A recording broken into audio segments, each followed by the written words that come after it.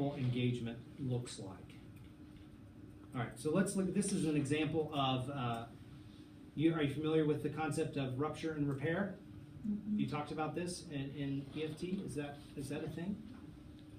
Okay. Well, here's the idea of rupture, right? Rupture is inevitable. All the research that we've done in attachment, mother-infant studies, mom is misattuned to baby once every 37 seconds or something. I mean, it's just crazy. But it highlights this idea of it's so difficult to get synced up to another person, even when you're giving all of your attention to the needs of someone else. Ruptures are inevitable. What becomes the saving grace of any relationship is the capacity to repair. So when I'm having a guilty parent day, I fall back on, well, how am I doing on repairing? Because I've got the rupturing thing down, but am I pursuing repair? And I like to think that I'm doing an okay job at repairing. So here's just kind of a funny clip. You might have seen this on what a rupture and a repair can look like.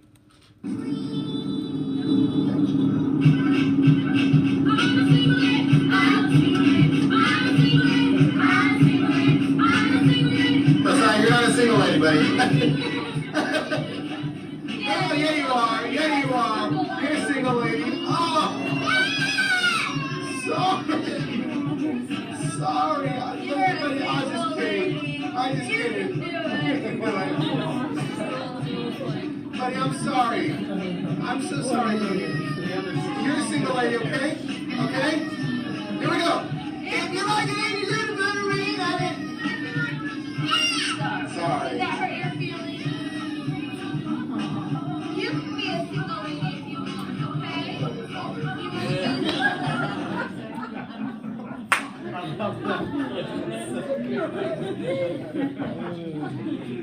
Oh man, that's rupture and repair right there. Yeah. So teaching a couple how to do repair is important and is modeled in the therapeutic relationship, right? You have ample opportunity to practice repair with your patients, and it becomes sort of a template for them to use in their own relationships. Okay, we're still doing all right in time. Okay, so let me talk about defenses within the dyad. So the defenses that can emerge in the marital dyad happen, and they're insidious, but they happen when functions of emotional regulation fail.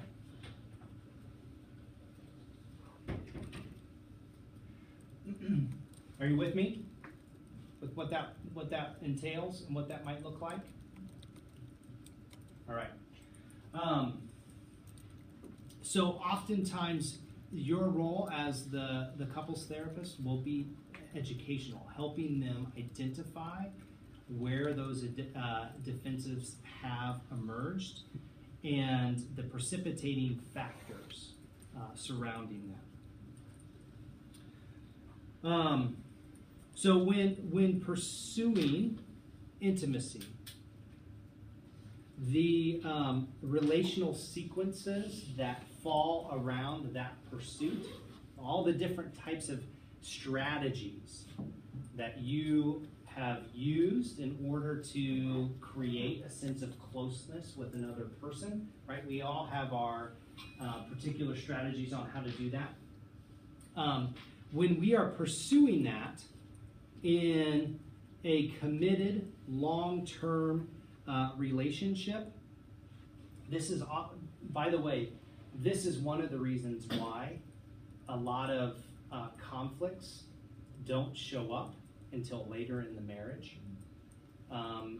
They're often overlooked in the honeymoon phase of the relationship because we are pursuing greater expressions of intimacy the longer we're in a committed, close relationship with another person.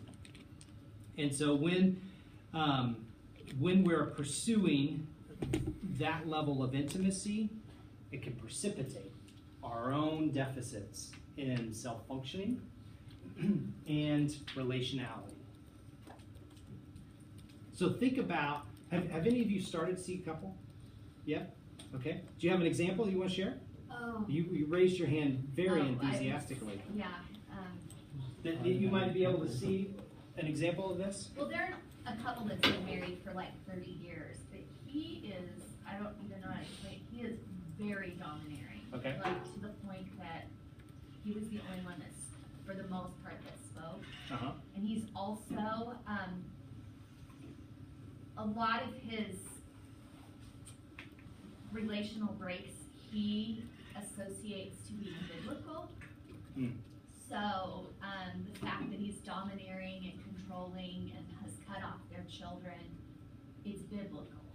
So he wants somebody to say he's right, and she's very quiet and meek and desperately wants a relationship with her Yeah.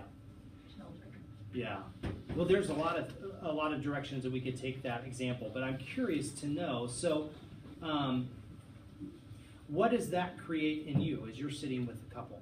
Well, there's a lot of transference for me because he Yeah. reminds me of my father. Okay. So Yes. he's very loud. Uh-huh. He's very, he only cried out of anger, not out of compassion. Uh-huh. And,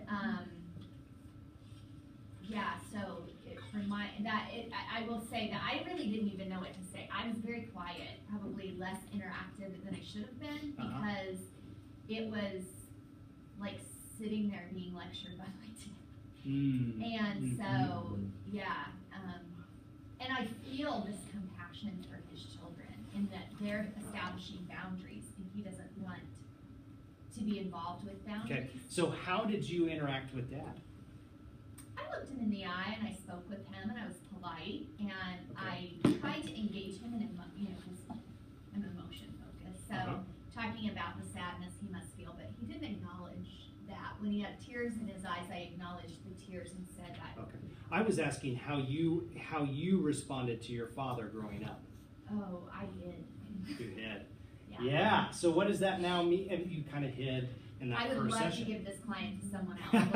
Yes. I would love to. I know. walked out of there Welcome to the like, wonderful world of therapy, right? Where Jeff your and I personal are in narratives yeah, I would emerge. love to give it to a man Yeah. that has a really deep theological background, because I feel like that's, something that might be, even though I've grown up in the church, I'm not going to be the person that's Yeah. spouting off scripture to say you're doing what's right or you're Right. doing what's wrong. So I want to leave. I don't want to be there Monday at noon. Yes. Oh, I feel your pain. I have been there. Oh, yeah. And that was my first client. So. Yes. Okay, well, there's more to say there. But this notion that, and this should just be playing in the background of your mind, right? As you're seeking to understand the relational dilemma of your couple, you should be making an assumption here, right? That there has been a breakdown in sustained intimacy that likely has to do with some exposed deficit in each partner's self-functioning. So this harkens back to some foundational ideas of psychodynamic psychotherapy, right? The idea that a lot of what's happening in the relationship is not about the relationship.